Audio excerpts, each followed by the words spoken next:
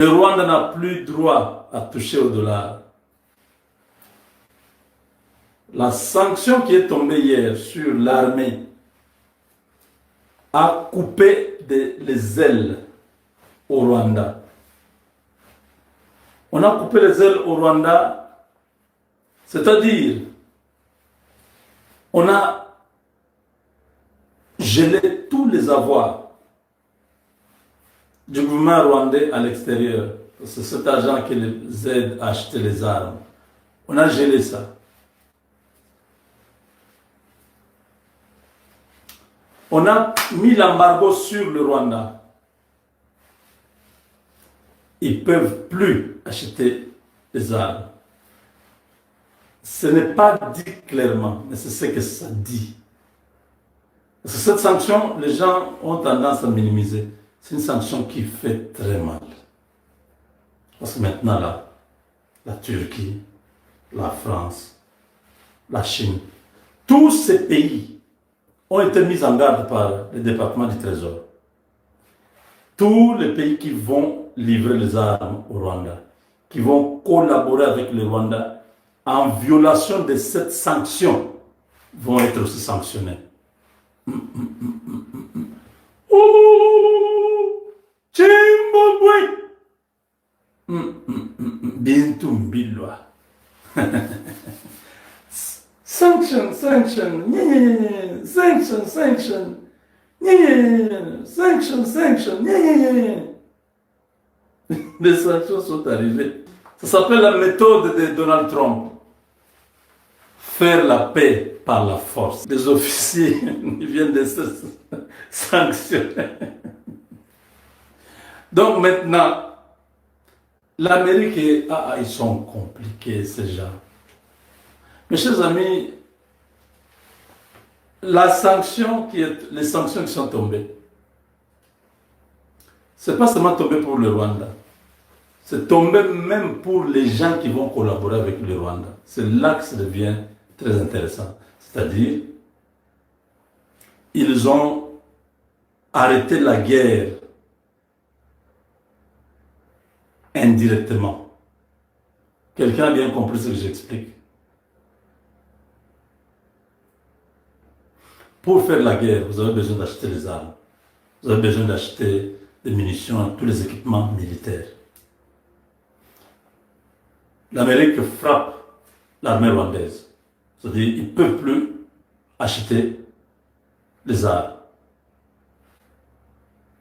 Dans la sanction, on dit tout celui qui va aussi travailler avec l'armée rwandaise, il sera sanctionné. Autrement dit, si vous êtes producteur des armes, vous collaborez avec le RDF, vous serez sanctionné. On surveille de près parce que l'Amérique ne fait pas de choses comme des enfants. Quand ils ont pris cette sanction, tous les mécanismes de surveillance sont activés. Le Rwanda est dans les visères des États-Unis. Partout où on vend les armes, même si c'est le Kenya qui achète les armes, pour donner ça en catimini au Rwanda, le Kenya sera frappé.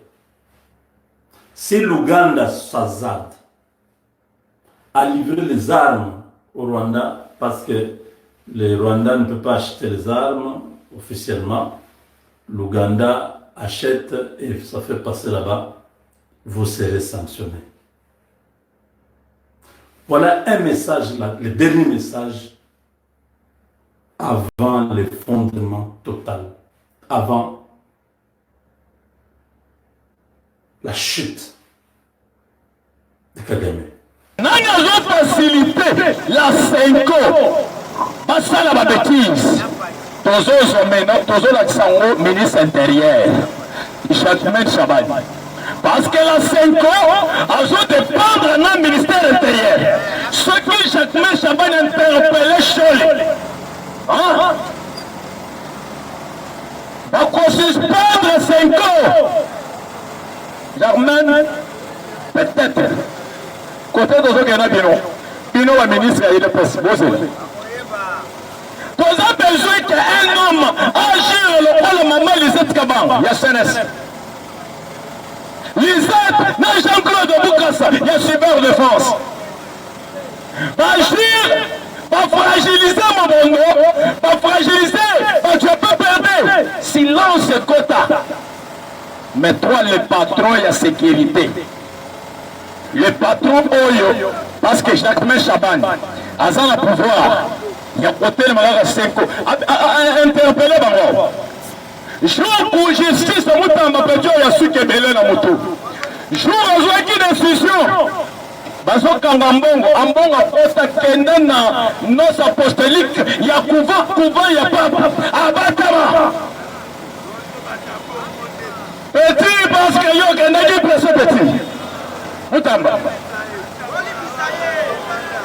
babi bizana mutamba na libanda balo meye bazo c'est ministre ya justice pourquoi oye papa oye matriki tu nous cha papa. Petit peu Azaki pressé. Le président, c'est l'océan Pacifique. Petit Abane Osala Moussala, il visait quoi 2028. Papa intoxiqué. Sala Moussala, la vision de Félix. Mais petit, n'a pas de Moussouzo Bazama Yelete. Ceux qui moutent en Bazan qui place à Félix, par multinationaux, va éliminer déjà Kala. Le président Félix Azaki, un homme, va y avoir position Félix était. Oui, Kenyatta Lobby, tous les présidents de l'Union africaine pour comprendre bien Félix quoi à l'eau. Ceux qui Félix a le silence, tous les présidents ont l'agitation. Moutamba a un mot d'ordre. Abega Ambongo, Alobikadi, Monseigneur et mon cardinal, Nazo Kangayou. Cardinal Obi Petit a humilié. Cardinal Mbalamoro l'ambassade à nos apostoliques. Maintenant, cardinal, il fallait avancer maintenant négociation. Même représentant et pape, ambassadeur n'a pas à nos apostoliques, à côté de Oya, pour nous plaider. Pour libérer Ambongo. Ambongo, mon nom, n'a juste pas plaider. Ambongo Abimi, Abandeli. Comment le ministre Oebache, il y a société civile. Parce que la société civile, et droit de l'homme. Droit de l'homme. Koulouna, machette. Chaque jour, un policier, un sangani, n'a pas Koulouna. Maintenant, il y a le ministre de la justice. Pour le Kangabilo, parce que le président Félix a l'eau. Quand le président a perdu dans le conseil des ministres, a dit gelé tous les avoirs et à Matata Poli. Parce que tout le. Petit Moutamba, Zaya qui pressé. Au petit, Zaya qui pressé. Politique est à raboter. Ceux qui Moutamba a créé le système à de faire.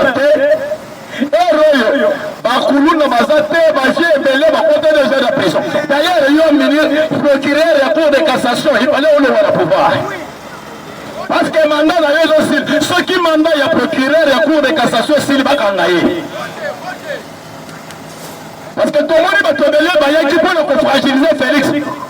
Ils ont profité, Félix a le but que la démocratie. Le terme démocratie.